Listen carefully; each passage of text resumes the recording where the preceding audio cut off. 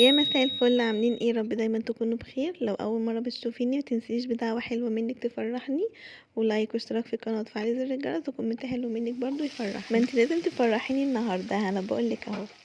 اول حاجه بقى هنعمل مع بعض النهارده شوربه الجمبري، بس شوربه بقشر الجمبري. والله زي ما بقولك كده بجد هتبقى طعمها تحفه تحفه تحفه، وهتستفادي بالاتنين، بالجمبري والبقشر. اول حاجه بقى انا جبت الجمبريه وشلت الكيس الرمل بتاعها، وابتديت ان انا اشطفها كده تحت الميه.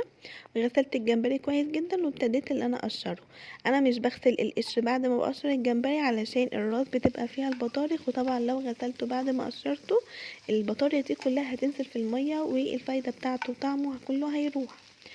بس جبت بقى اول حاجه، جبت الحله وحطيت فيها شويه زيت، ونزلت عليه بقشر الجمبري وفصين توم مفرومين، وابتديت ان انا اقلب واشوحهم. وجبت طاسه تانية وحطيت بقى فيها زبده وشويه زيت صغيرين عشان الزبده متتحرقش. وجبت كده كابوريايه وقسمتها نصين، وحطيت عليها فصين توم مفرومين، وهبتدي ان انا اشوح كل ده مع بعض لحد ما احس ان الكابوريا غيرت اللون بتاعها. وهجيب نص مكعب من الماجي وابتدي ان انا احطه واسيحه بقى مع الكابوريا، وهنزل عليه بالجمبري بعد ما قطعته قطع صغيره علشان يبقى قد المعلقه كده، لان الجمبري كان كبير فقطعته كده قطع صغيره، وهبتدي ان انا اشوحه مع الكابوريا. دايما لما بعمل جمبري بشيل القشر بتاعه في الفريزر، علشان لما اجي بقى اعمل شوربه او اعمل رز او اي حاجه اعمله استفاد بقشر الجمبري. انا المره دي عملت الشوربه كميه صغيره عشان ما بحبش اللي هي تفيد لتاني يوم، بحب اكل السمك يوم واحد بس، ما بحبش اكله يومين ورا بعض.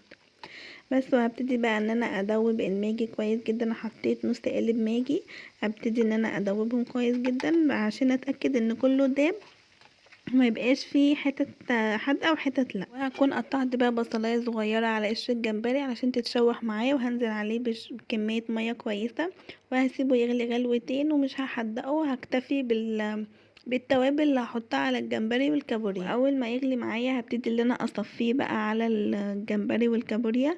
انت ممكن تضربي بقى كل ده بعد ما قشر الجمبري يغلي، ممكن تضربي كل ده في الخلاط، بس طبعا بعد ما يبرد علشان الخلاط ما يطقش منك، وتضربيهم كله وتصفي بقى القشر الجمبري ده. بجد بيبقى طعمه حلو جدا. وابتدي بقى ان انت تبهريه بملح وفلفل وكمون وبابريكا وبهارات. بجد بيبقى طعمه حلو جدا.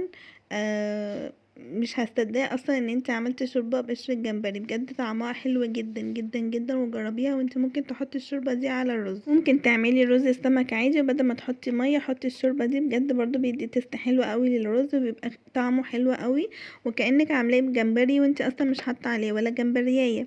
جربيها وهستنى رأيك في الكومنتات، وبجد هتعجبك جدا. وجربيها وهسيبها بقى تغلي غلوتين، وقبل ما اطفي عليها احط عليها شوية ذرة الحلوة اللي بتبقى في البرطمانات، بس اغسلها كويس من المواد الحافظة اللي بتبقى في البرطمان، واقطع عليها كده شوية من الكرفس. بجد الكرفس بيدي للشوربة تست حلوة قوي، بوديها في حتة تانية. حاولي ان يبقى عندك كرفس في التلاجة وحطيه على الاكل بتاعك، بجد بيديله تست وطعمه حلو قوي. وبكده تكون الشوربة معانا خلاص جهزت وخلصت، هنصبها بقى في الاطباق. وبكده تكون وصفتنا خلصت. يا رب تنول اعجابكم، وهستنى رايكم في الكومنتات، وما تنسونيش بدعوة حلوة منكم تفرحني. باي باي.